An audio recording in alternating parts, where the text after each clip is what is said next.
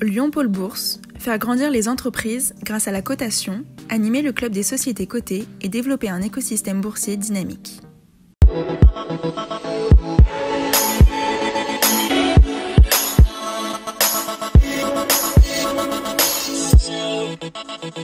Bonjour, très heureux de vous retrouver dans Bourse et Valeurs, le rendez-vous hebdomadaire des entreprises régionales cotées sur lyondécideurs.com et les réseaux sociaux. À retenir cette semaine, le CAC 40 qui repasse sous la barre des 6000 points à plusieurs reprises. La bourse broie du noir depuis février, si l'indice vedette de la place parisienne a atteint des plus hauts en tout début d'année à 7384 points. Certains voyaient alors d'ailleurs le CAC 40 se diriger allègrement vers les 8000 points. Il a piqué du nez depuis, touchant même un plus bas à 5756 points. En résumé, le repli s'élève à moins 15,7% depuis le 1er janvier, moins 9,3% en un an et plus 14,5% en 5 ans. Rien de catastrophique à ce stade, mais les prochaines semaines ne laissent entrevoir aucune amélioration immédiate et l'été n'est pas propice aux envolées a priori. Le juge de paix sera plutôt la rentrée. Sera-t-elle encourageante ou inquiétante sur le plan boursier? Il est encore trop tôt pour le dire. Voilà, place à notre invité Olivier de la Clergerie, directeur général du groupe LDLC. Bonjour. Bonjour. Merci d'être avec nous. Alors, vous venez de publier à l'instant vos résultats 2021-2022, exercice clos le 31 mars. Un exercice, on va dire, un peu compliqué sur son deuxième semestre, avec des problèmes d'approvisionnement qui vous ont freiné en partie dans vos ventes. Oui, alors c'est un exercice sur le troisième et quatrième trimestre de l'exercice. Sur le troisième et quatrième trimestre de l'exercice, un exercice qui a été un peu à deux visages, avec un premier semestre en croissance et un deuxième semestre qui a été impacté plus fortement. Mais plus que les notions d'approvisionnement, pour nous, c'est un retour en fait à des niveaux de consommation pré-Covid dans un secteur où l'informatique avait été extrêmement sollicitée pendant la période Covid, que ce soit pour les professionnels avec le télétravail ou les ordinateurs à maison, l'école à la maison.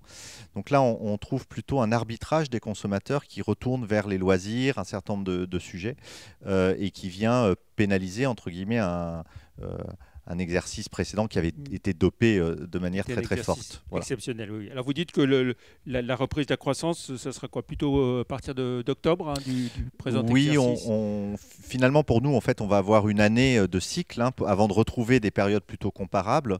On voit que c'est finalement le troisième et le quatrième trimestre qui avaient été impactés par ce retour à ces modes de consommation. Donc il faudra attendre de revenir sur le début du troisième trimestre de l'exercice 2022-2023 pour retourner sur des comparables et voir un petit peu plus l'évolution du marché, donc à partir d'octobre. Alors donc un chiffre d'affaires en baisse de 5,4% et puis des résultats aussi qui sont un peu affectés mais qui étaient exceptionnels. Tout à fait, les résultats restent tout à fait exceptionnels. On est à plus de 8% de marge de BE. Dans un secteur comme la distribution de produits électroniques, ça reste des niveaux de marge de BE extrêmement élevés. Une marge brute de 22,5% sur l'exercice, donc toujours des niveaux records. Donc malgré tout, malgré ce petit bémol, on est sur un exercice d'une très belle facture et un rendu assez exceptionnel pour l'entreprise. Alors on va donner les chiffres en tant que tel. Donc chiffre d'affaires pratiquement 685 millions d'euros. 685 millions d'euros environ, oui, tout à fait. Voilà, un excédent brut d'exploitation. 58,4 millions d'euros. Voilà. Et un résultat net donc, qui est porté à 36,1 millions d'euros contre 42 l'année dernière. Voilà. Alors une situation, on peut le dire, financière qui est à la fois saine et très solide. Oui, puisque l'entreprise reste sur une trésorerie nette positive très bien orientée. On est à 24 millions d'euros de trésorerie nette positive, en légère baisse par rapport à l'exercice précédent. Mais je rappelle que cette année, 8 millions d'euros, puisque l'année dernière, on était plutôt autour de 33 millions d'euros de trésorerie nette positive. Mais je rappelle quand même que sur l'exercice, l'entreprise a reversé près de 21 millions d'euros aux actionnaires. Donc, ce n'est pas négligeable. Vous poursuivez vos ouvertures de magasins et vous accélérez même? Oui, on accélère. L'année dernière, sur les magasins LDLC, on a fait 6 ouvertures sur l'ensemble de l'exercice. Là, nous sommes déjà à 4 ouvertures réalisées à ce jour et une 5e qui a déjà été annoncée pour le mois de juin. Donc on voit que sur le premier trimestre déjà, on a quasiment égalé le nombre d'ouvertures de l'ensemble de l'exercice passé. On voit cette accélération qui est très importante pour nous. Voilà. Et puis vous dites que vous êtes attentif éventuellement des croissances externes? On reste attentif puisque dans les moments où les contextes sont toujours un petit peu plus compliqués, on sait très bien que des opportunités peuvent se présenter et qu'il serait intéressant pour l'entreprise de pouvoir saisir ces opportunités qui se présentent. Voilà. Et puis vous communiquez aussi en télévision. C'est la première campagne LDLC. Oui, alors on a fait un choix de maintenant que les différentes enseignes du groupe sont clairement établies et que le choix de LDLC est porté sur le fait d'être l'enseigne porte-parole qui touche le plus grand nombre de consommateurs. Eh bien, nous avons commencé à déployer la notoriété au niveau de cette marque d'une manière beaucoup plus importante, que ce soit par les namings habituels qu'on avait avec le sport, le basket, notamment LDLC Asvel. Nous avons annoncé il y a quelques mois le naming de l'Arena, la LDLC Arena, à côté du Groupama Stadium de l'Olympique Lyonnais, pour la culture, le spectacle, le sport encore, ou le e-sport. Et là, nous démarrons une campagne de publicité pour faire connaître au mieux la marque LDLC dans les mois et les années qui viennent. Voilà, vous venez de l'évoquer effectivement, forte implication dans le sport, LDLC Asvel, on le sait depuis pas mal d'années, et puis l'Arena, et puis forte implication dans le e-sport aussi. Oui, le e-sport, on continue bien évidemment notre positionnement dans le e-sport, qui pour nous est quelque chose de très important, puisqu'on a des équipes, e-sport, on ne sait pas simplement une notion de sponsor, on anime des équipes, on fait vivre des équipes sur ces disciplines-là, où nous sommes très reconnus sur les disciplines.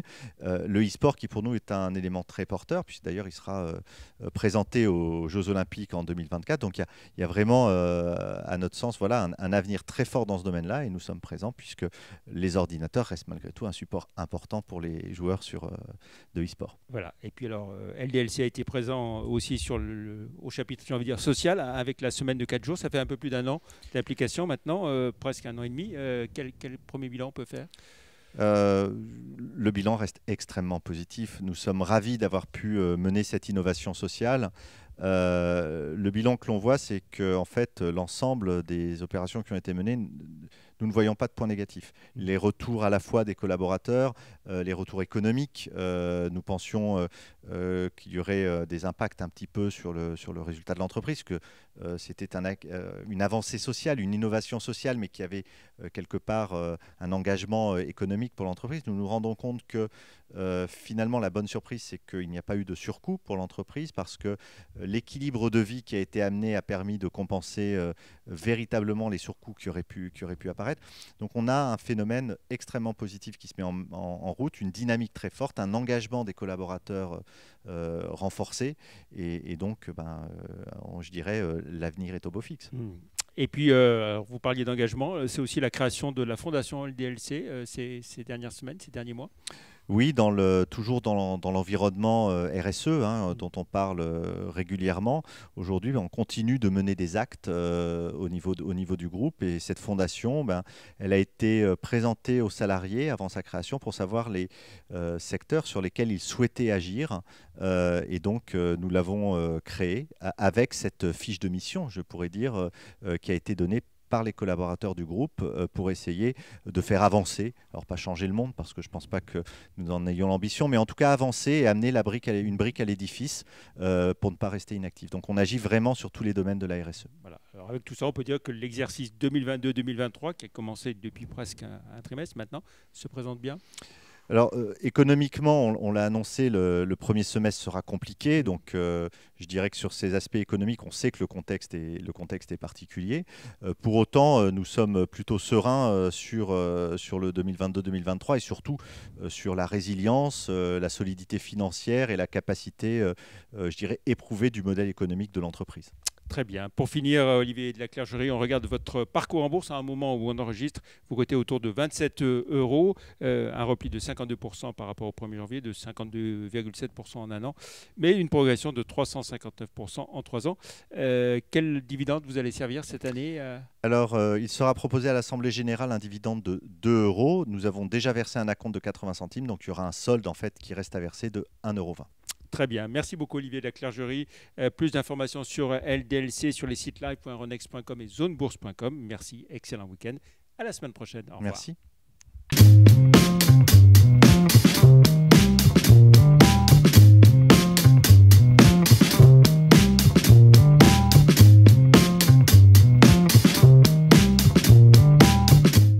Retrouvez les enregistrements et informations de marché sur les sites de Zone Bourse et d'Euronext.